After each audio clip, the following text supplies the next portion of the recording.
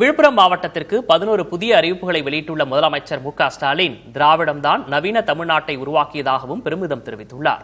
இடஒதுக்கீட்டு போராட்ட தியாகிகளின் மணிமண்டபம் திறப்பு விழாவில் அவர் பேசியதை பேச்சு, பேட்டி, கருத்து பகுதியில் தற்போது பார்க்கலாம்.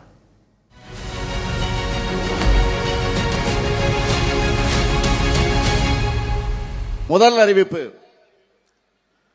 சாத்தனூர் அணையோட உபரி நீரை நந்தன் கால்வாயில இணைக்கிறதுக்கான ஊட்டு கால்வாய் அமைக்கணும்னு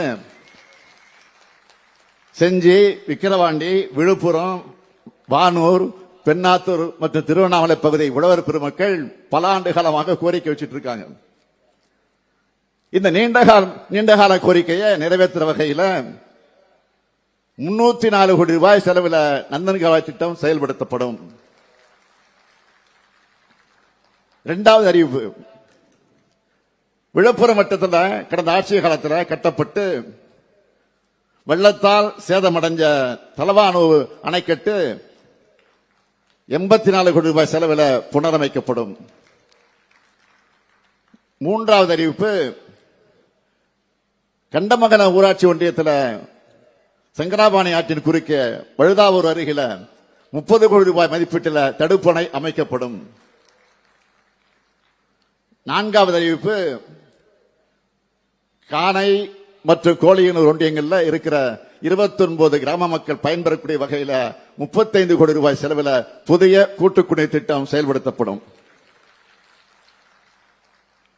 ஐந்தாவது அறிவிப்பு, விக்கிரவாண்டி பெருராட்சியில் இருக்கிற கக்கன் நகரில் 1,50,00,000 ரூபாய் செலவில் பல்நோக்கு சமுதாய கூடம் அமைக்கப்படும்.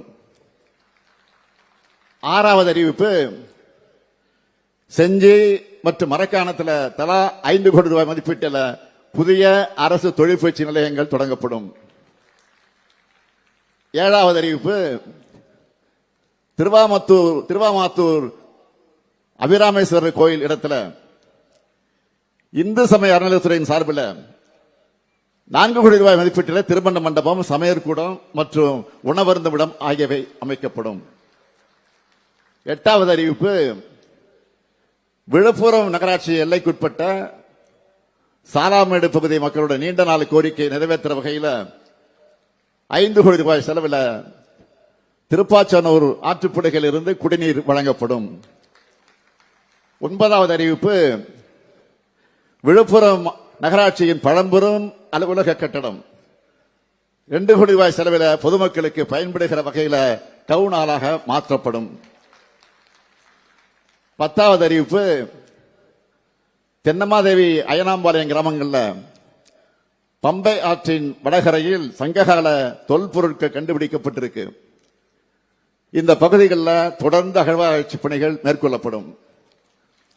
11வது அறிவிப்பு, வீடூர் அணையிலிருந்து மயிலம் பாதிர புலியூர் வழியாக செல்லும் 15 கிலோமீட்டர் சாலை 8,50,00,000 ரூபாய் மதிப்பீட்டில் மேம்படுத்தப்படும். யாருக்கும் யாரும் அடிமை இல்லை, எல்லாருக்கும் எல்லாம். இது திராவிட கருத்தியல்.